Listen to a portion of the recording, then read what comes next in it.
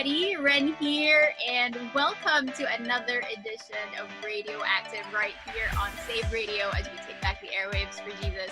You know, several months into this pandemic, we're still experiencing its impact on all of our lives. And we can say actually that parents specifically have a lot on their plate, balancing work, marriage, parenting, and what we are now calling the new normal. So today, we actually have the honor of hearing from a woman we can learn so much from in the aforementioned areas and so much more. She's a loving wife to Edric. She's a homeschooling mom. She's an author, a blogger, a resource speaker. And I'm so excited because our guest for today is none other than Miss Joy Tanchi Mendoza. Hi, Joy. Hi, man. Thanks for having me. It's a privilege for me to be here with you. We are also really privileged to have you on the show. So salamat for making time. As mentioned, you have a lot on your plate, so it's really an honor that you gave us time for this interview. So we're talking a little bit about parenting and homeschooling for today. But before all of that, though, for those of us who are yet to know, can you share with us briefly, how did you come to know Jesus as your Lord and Savior? Well, you know, I grew up in a Christian home, so that was an advantage because I heard about the gospel early on. I must have been about 3 or 4 years old, but I don't think I really internalized it until I was about 9, when my dad was teaching. He was teaching a Bible study as a family. It must have been a Sunday, and I remember we were seated around him, and I started crying because he was talking about the reality of heaven and hell, and I thought for sure I was going to hell. So I asked him again. I said, you know, Dad, can you explain to me again how to be sure of my eternal destiny?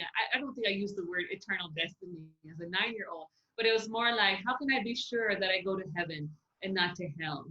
And I think I knew it cerebrally, but just hearing him explain it again, you know, the gospel and talking about how, well, in John 3:16, how it says, right, if we believe in Jesus, then he gives us eternal life. And so then from there, I really recommitted my life to Jesus. I really gave him my life and made him my Lord and my Savior.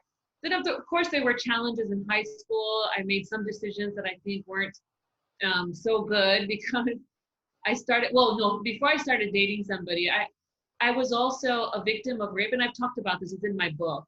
Ren knows about this already, and that happened when I was 15, and then after that, I got a boyfriend, and I was pretty physical with my boyfriend in high school. So looking back, I mean, that's one of the things that I also try to talk to young people about, how you really want to preserve that and really honor God with your body. And then I went to college. That's when I met my husband. I was a sophomore, he was a junior, and we dated for a little bit, about 2 years, and then we also broke up after 2 years because we realized our relationship was pretty physical. It's not that we had, and you know that they use that term, I didn't go all the way, although for me and for Edric, when we were thinking about it, we were saying, even if we haven't done that before God, we're not really pursuing purity in our relationship. So how can we get his blessing for marriage? Because we really wanted to get married, have a family young, but we thought we really need to tell our parents and make sure that whoever we're going to ask the blessing from, especially our parents, that they know everything. So that's what happened. But we broke up first. Sorry, but all the sequence is kind of, a little bit messy. But so basically that's what happened. We broke up, and then we got back together 6 months later, but it was really for marriage already. And we had gotten the blessing of both his parents, my parents. We had told them everything. So when they gave the blessing, it was with full knowledge, and we just celebrated our 19th anniversary. So it's been amazing. He's been a wonderful, godly husband. And, it's just an example of how when you try to really honor God with your life, because you're making choices that don't please him, he can redeem all that, right?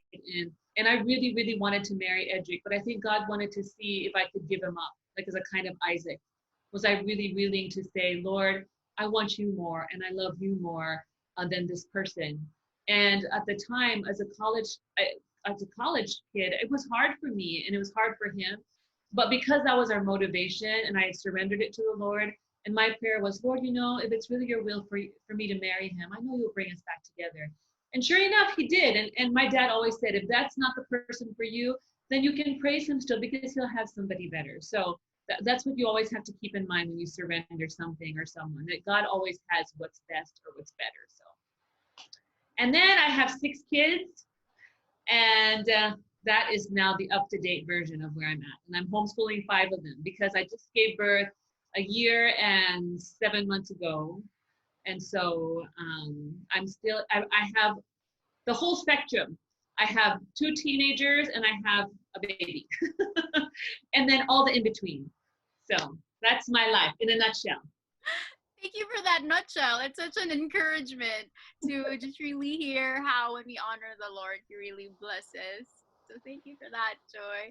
You actually mentioned a little bit of the things that are on your plate, and so just as a brief background, also, how do you balance everything that you have right now? Like you have a marriage, and then the 6 kids, homeschooling 5 of them, and everything else.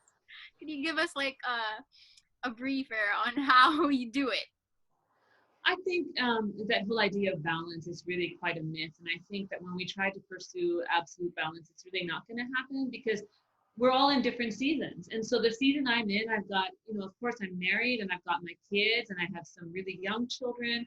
So it's going to be impossible to completely balance everything. So what I tell people instead is we need to learn to prioritize. But how do we know what to prioritize, right? Because we need to start off first with what our who we belong to. And for me, as a follower of Jesus, I know that I'm here on earth for a certain purpose, not to build my kingdom, not for myself, but to really honor the Lord and to obey Him. So part of obeying Him then is knowing what my priorities are in this season. And my priorities right now are to really, make sure that I'm a good wife to my husband, that I support him in whatever way I can, and that I'm available to my children, and that for me, one of my priorities is to homeschool them. So even though I also earn income, and even though I have other responsibilities and ministry and household work, that's all part of what's on my plate, and doing stuff on social media as well, I have to always filter everything through the hierarchy of priorities.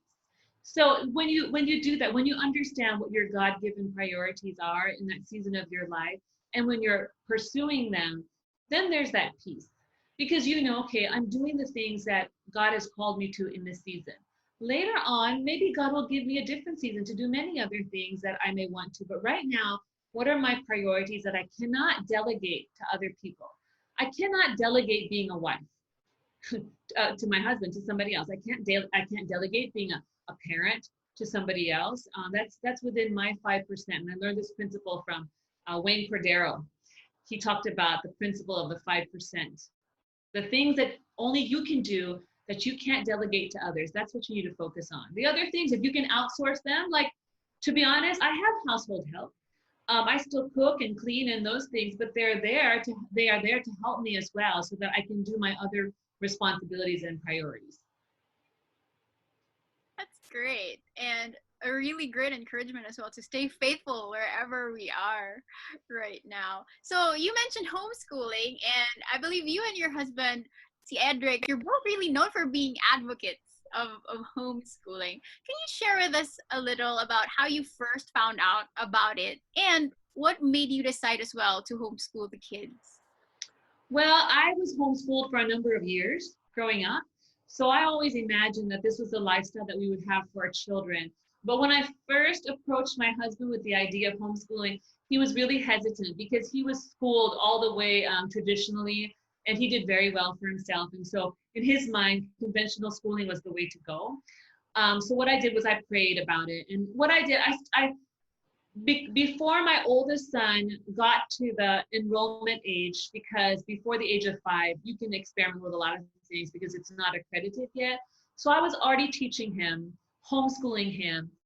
But when we got to the point where we needed to enroll him somewhere, and I talked to my husband about it, by then he was already open to it. I prayed about it, and he said, why don't we send him twice a week to something like a Montessori type of school, and then the other 3 days you can homeschool him. So we tried that. We did that for a semester, and after the semester we asked our son, what would you rather do? Would you rather be homeschooled completely, or would you rather do Montessori or do the mix.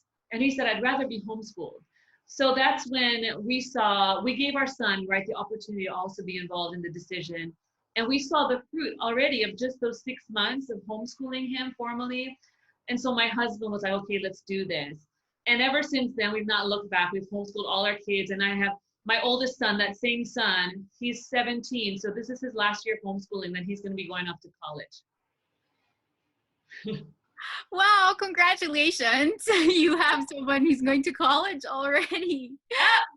So just talking more about homeschooling, what are some misconceptions that you've heard people say about it? And what would your answer be to those misconceptions? Just top of mind.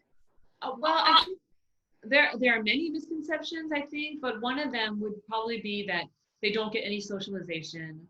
And that's because in their mind, people's mind, kids are just stuck at home the whole time. In this situation right now with the quarantine, this is probably what they imagine homeschooling to be like, but normally homeschooling is not like this.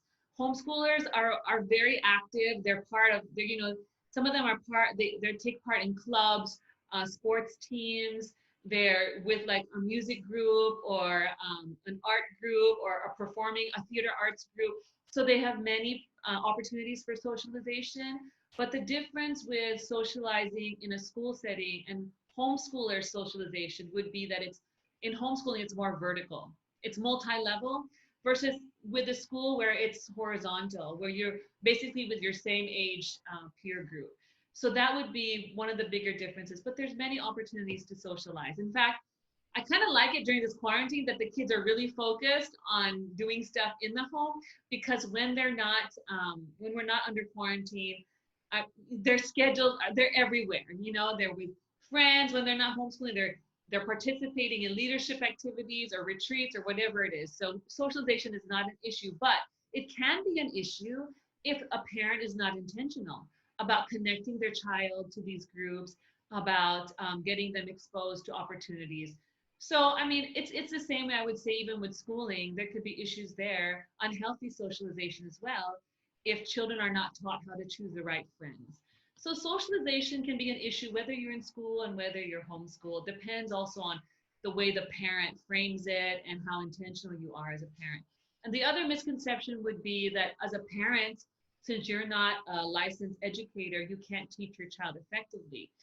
And I would say this is another misconception because in our day and age, the content is so available. It's not like years ago when you had to rely on somebody who was really a specialist and expert at subject area, or the amount of exposure you had to the content was limited to maybe books and that kind of thing. But now, kids know a lot more than their parents do in a certain sense. Like my children are like walking encyclopedias. They know way more than I do because they know where to go for information. So as a parent, what you need to see yourself as is more of a facilitator, where you're the one who's going to connect them to the resources to help them learn what they need to learn. Does that make sense? So I would say those are two of the misconceptions. And then another one could be that people think it's expensive. And this is where I would say again that it can be as reasonable as you want it to be or as costly. Because if you see traveling as part of your homeschooled experience, then that costs, that's going to cost a lot. But if you want to do it for free because you want to do it independently, you're not paying for tuition and you're sourcing free materials online or you're borrowing from friends, it can be really, really reasonable compared to conventional school education. So those are maybe some of the top misconceptions. And then last one would be, if I'm working, can I still homeschool?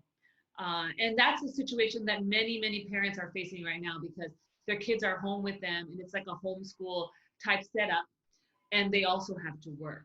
So this is where I would tell parents, once again, do a mix of materials. It doesn't always have to be that it's book-based. Some of it can be online where somebody's teaching them. You can get online tutors. You can get DVD-based materials. You can break up the homeschooling throughout the day. It doesn't have to be that you cover like 5 hours straight.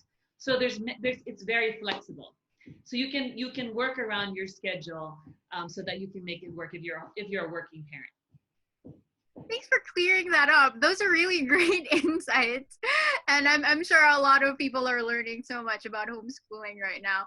You actually also mentioned you're homeschooling 5. So for sure there may be challenges and struggles that you come across. Can you share a little bit about that? And of course, how has the Lord shown himself faithful in all of it?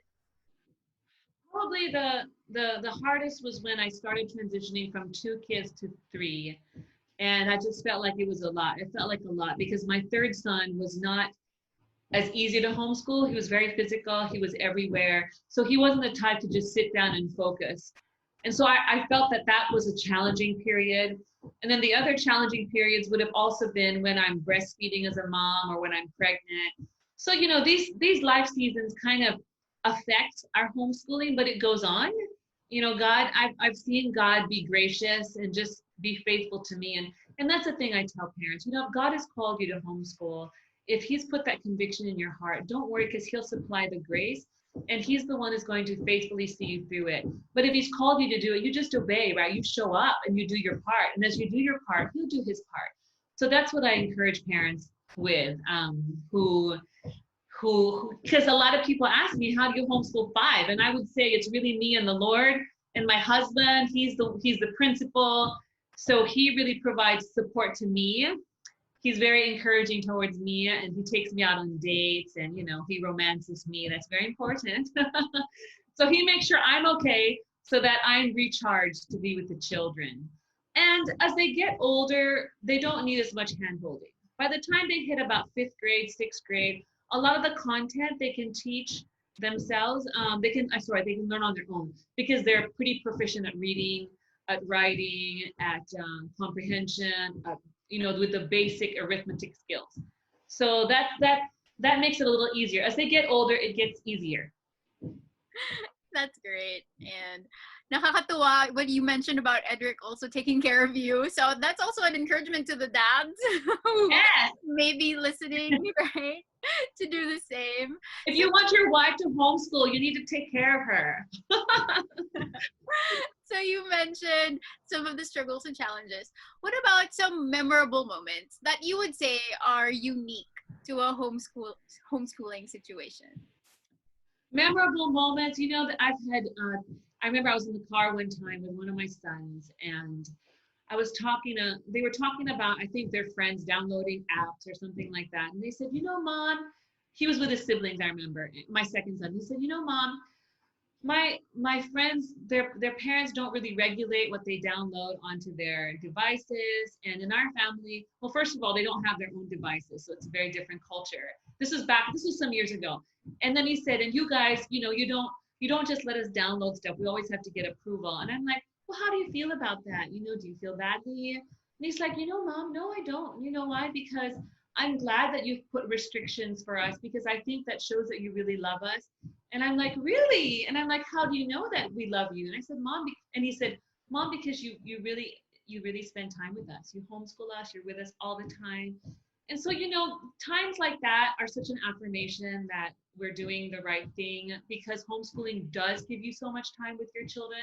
Another highlight was when my oldest son, we were at this, it's called a purity ball, where you go with your teenager because they go through a symposium on purity. And then the culminating event is a purity ball where you go with your parents, you make a commitment to purity, and if you're the daughter, you dance with your dad, and then if you're the son, you dance with your mom. It's really sweet. And you're also there with your friends, and afterwards, hanging out with your friends and everything.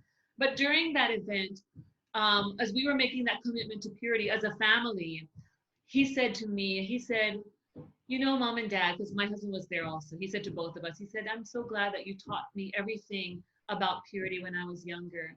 Because a lot of my friends, they didn't learn about it till later.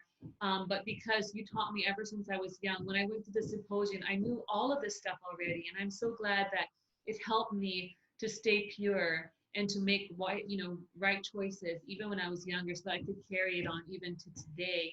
And so, of course, I felt like crying because, these are moments that you don't plan, that you don't force, and then they just happen to tell you something that make you realize all the time and effort that you invest as a parent in your children's lives makes such a difference. And the values that you're trying to inculcate, that you're trying to pass on, They actually did get it. So yon, those are the things that for me have been some of the highlights. And of course, just being with my kids. I love having my kids everywhere, all around me. That's what I do. Even we're on summer break right now, and I tell them, just come, mommy's doing some work in the room, but can you just all be around me? You can be reading books or whatever, but let's all be together in the room. And I love that. I just love being with my kids. That's so great to hear. And I've actually been seeing some of the projects that you guys have been doing, which you post on your social media.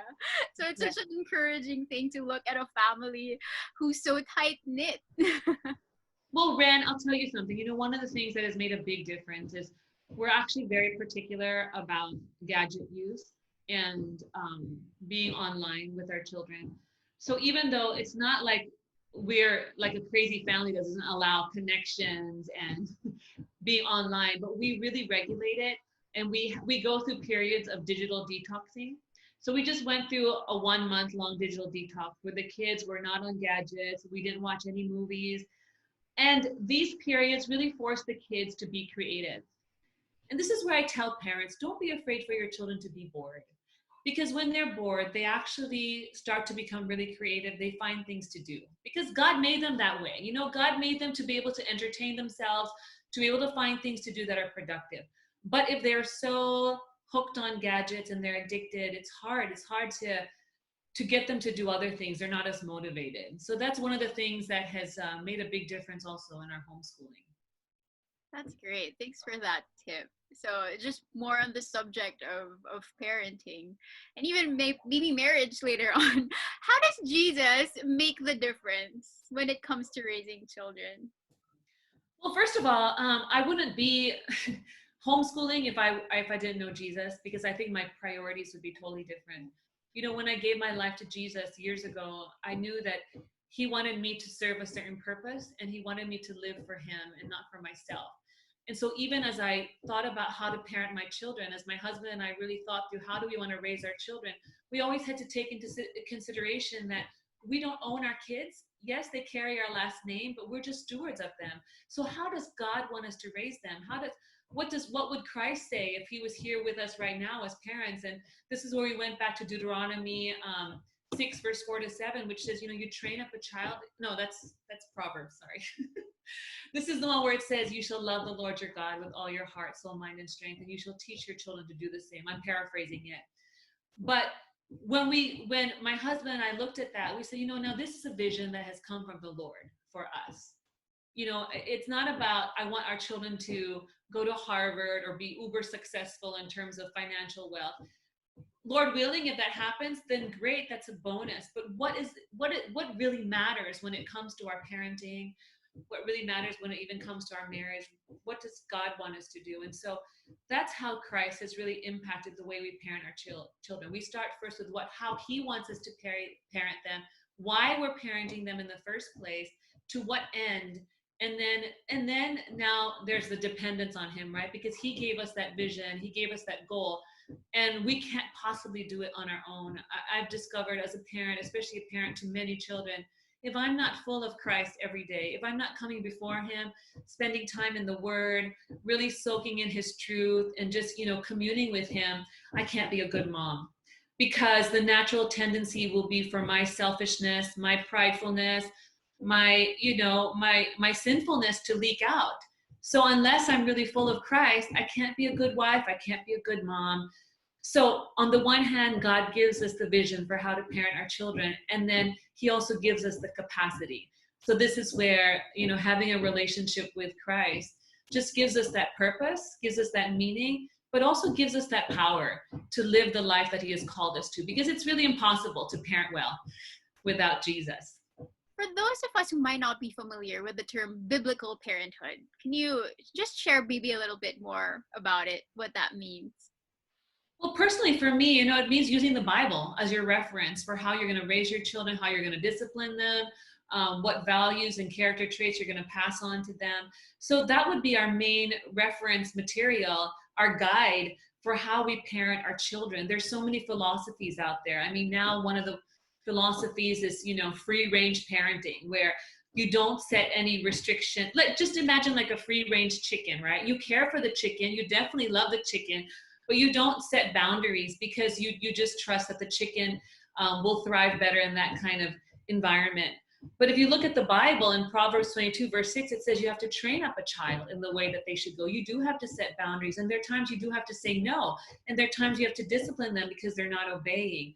So, you know, some parenting philosophies out there, they may be really good, but you have to always evaluate them with biblical principles, which are timeless, and see, okay, Lord, this sounds like a good philosophy, but does it match how you want me to raise my children?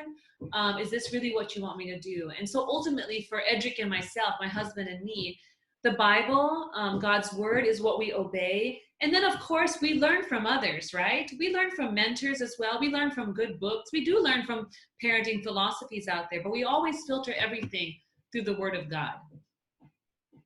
That's great. A beautiful reminder as followers of Christ to filter everything with the lens of God's word. So talking about how you guys are raising kids, and we're actually in the middle still of a pandemic. So could you just maybe share a bit more about how the pandemic has affected both your parenting and your marriage as well? Let me start off with my marriage, since I've been talking about parenting. I think, you know, I've been so grateful for the pandemic, because not for all that it's taken from people. That part has been really heartbreaking, because we've also known people have lost their lives, and it's really heartbreaking. But in one sense, the quarantine, not the pandemic, I'm not thankful for that. Let me rephrase that. Not thankful for the pandemic, but for the quarantine, because it's given us time, really extended time with our kids. And I thought homeschooling already gave us a lot of time together.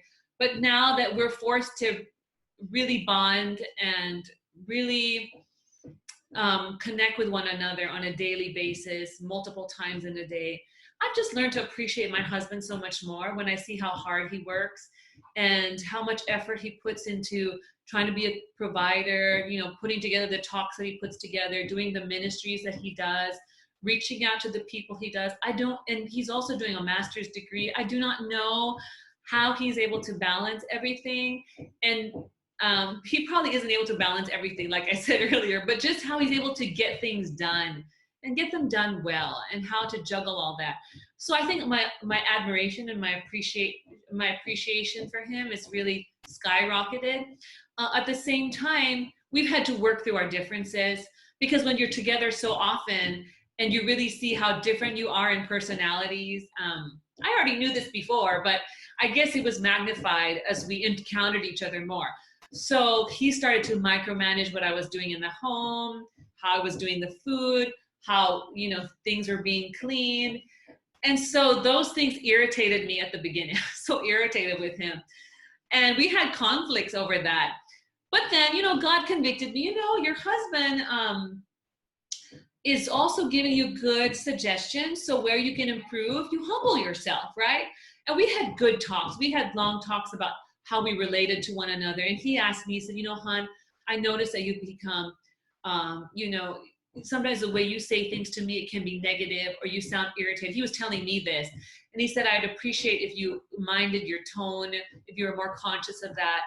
And then for me, I also shared kind of something similar to him. And we had a crying session, I remembered, maybe 1 month into the quarantine. And we both asked for forgiveness from one another, and we both committed to change. And sometimes we still default into our ugly carnal selves, but I think we've learned to communicate in a lot more healthy ways. So that's helped.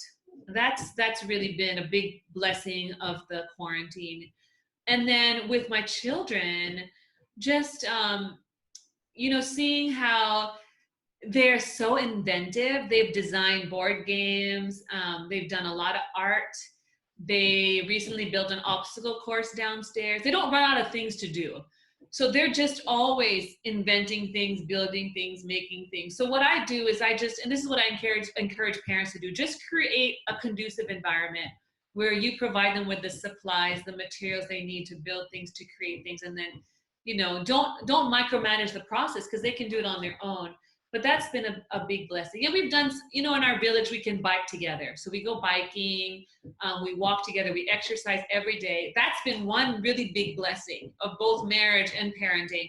My husband forced us to exercise almost every day. We still do. I'm so sore today. Today's our rest day.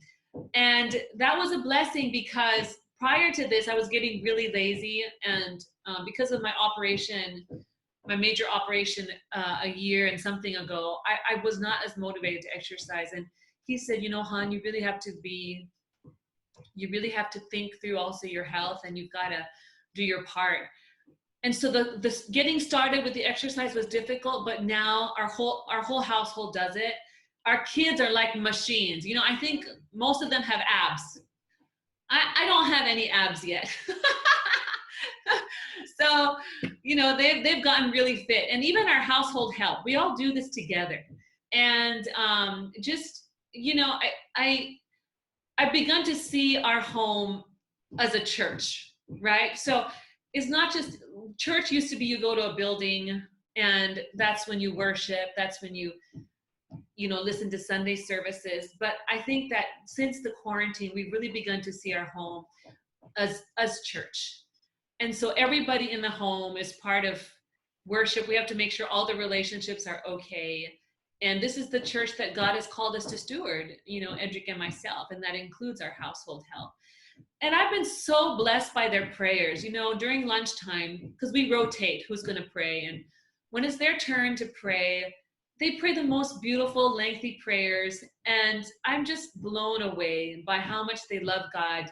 And this tenderness when they're praying for people who are sick, when they're praying for their relatives, when they're praying for the entire world. So it's just been a blessing to see that. So I would say those have been some of the highlights. I hope it's okay that I extended it to that also. Yeah, it's really such an encouraging thing to hear about how things are in your household during the quarantine. So you've actually given us a lot of great insights already, but would you have any further advice for those who are considering homeschooling at this time but might still be having doubts, whether they could afford it or if they could do it, if they could really find the time for it? Go ahead. Yeah, I would really, I know most of us are forced into it because whether you're going to be doing home-based learning, which is run by your school, your children's school, or you're going to be doing an actual homeschool setup, you're really forced to be with your children. So I would just say you maximize that time because we may not have this time again to really pour into the lives of our children. So maximize building that relationship with them. And there's this principle that I learned from Dr. Gordon Neufeld. He's one of the foremost developmental psychologists out of Canada. And he talked about how, we are never meant to influence or to instruct children whose hearts we don't have. So the real key to being able to teach our kids well is relationship. So if you have a good relationship with your child, you'll find that teaching them, not just teaching them to obey, to listen to you, but teaching them even the academics and life principles, life skills will be so much easier because they trust you with their minds, because they know that you care about them. So that ultimately they're trusting you with their hearts. So that's one thing that I would want to tell parents, that everyone, if you really wanted to, you could homeschool excellently because you are the most natural teacher to your child. You're the first person who taught them how to use the toilet, how to walk, how to eat, how to take care of themselves, how to dress themselves. So all those fundamental skills, you were the one that taught them. So you already have a natural teaching relationship with your child. Now you just extend that to the academics. And there's so many resources now available to us to help us do the teaching of the academics. So it doesn't have to be so intimidating. And then make sure you're with a support group or other parents who are homeschooling, because no one homeschools as an island. You do need support. You need to find out best practices from other families, and you want to know what resources they use, what work for them, and maybe your kids can also eventually hang out together or connect through Zoom or whatever platform. So it's important to also be connected to other families. Don't feel like you have to do it alone, and you're not alone. There's so many homeschooling families. There's a great group. It's called Homeschoolers of the Philippines. It's on Facebook. It's done by my friend, Dr. Donna Pangilinan, and there's thousands, maybe there are 20,000 or more homeschoolers on there. So you can definitely connect with homeschoolers on there. And you know what? I have a series of shows on Plus Network called Teach with Joy, and they'll give you like 5 to 8 minute tips on homeschooling that you could also use as a resource to help you. But look at me, okay? If I can do it, you can do it. I'm not the smartest person. I'm not the most creative person. I'm not even the most patient person, but with the Lord, empowering you, you'll be able to do it, because ultimately, as I shared earlier, he's the one that supplies you with the capacity, with the wisdom, even with the patience, the creativity, and the time. He'll help you also manage your time to get this done. So walk intimately with him, and he'll help you get through this season of homeschooling your kids. That's such an encouragement. Thank you for that, Joy. Siguro before we wrap up the Q&A, would you have any further words for our viewers or listeners as we go through this time? So just to those who may be listening in general, go ahead. I think one of the things that all of us have been confronted with is the brevity of life, and knowing that really we could go anytime, right? We don't know. I mean, it could be COVID, it could be something else. And I think all of us have kind of confronted our mortality during this period. And a lot of people have been super anxious. I mean, it's one thing to be anxious about homeschooling. Yeah, of course, some people are anxious. A lot of people are anxious about that as parents. But I think a lot of people generally, I mean, the public is really also scared for their lives, right?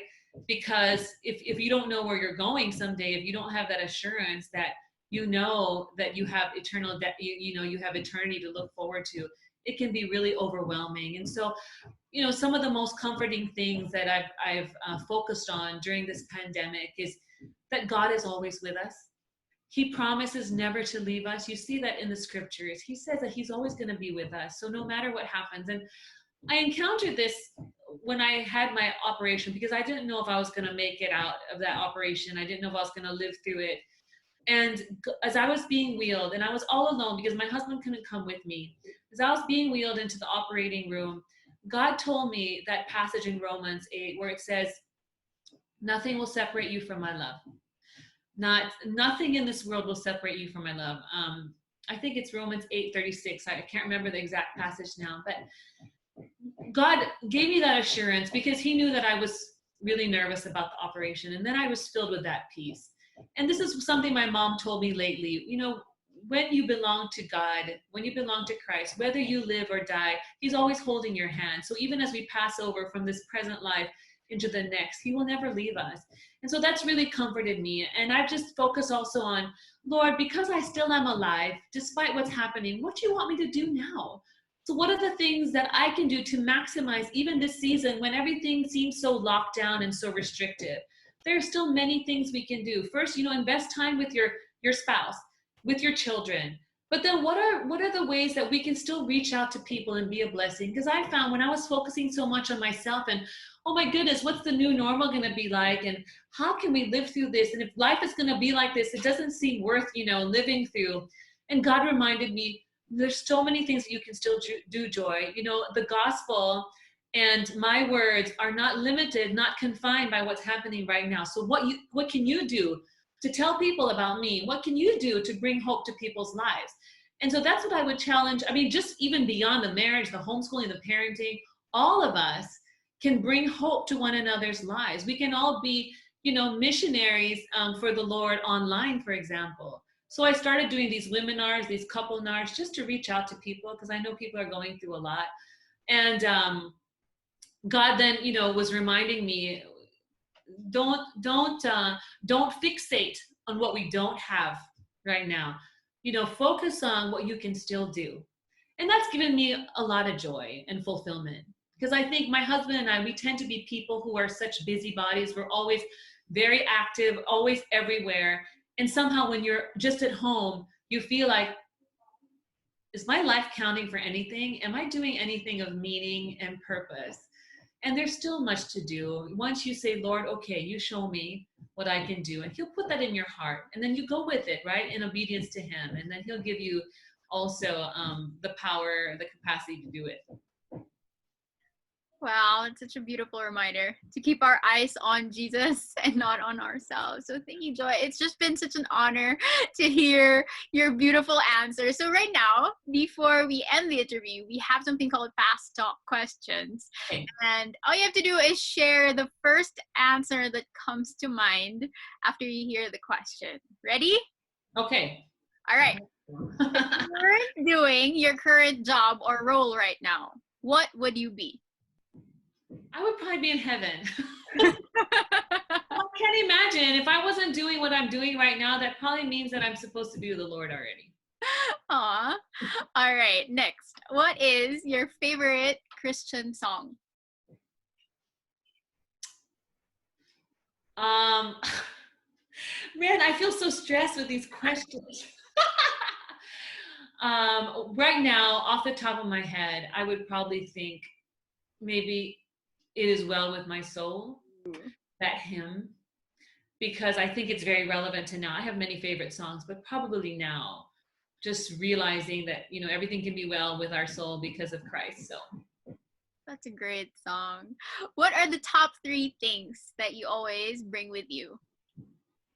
my phone, right now, alcohol, and my wallet.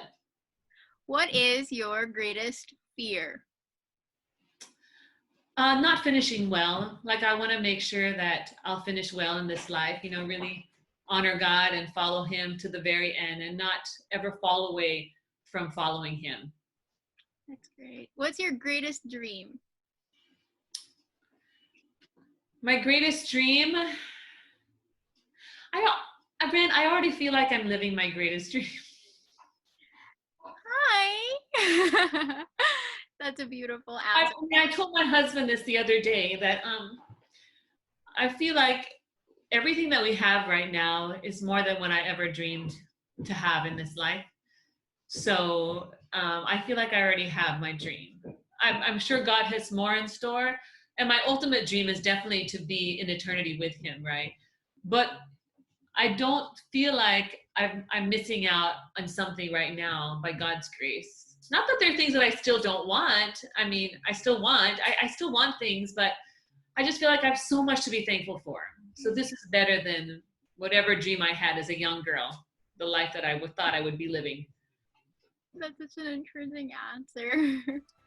It has been such a pleasure having you on Saved Radio. So thank you to our listeners, and make sure that you guys have downloaded the app free on Google Play and Apple App Store for more inspiring messages and the best in Christian music. Once again, that was Miss Joy Tanchi Mendoza, and this is Saved Radio, Taking back the airwaves for Jesus.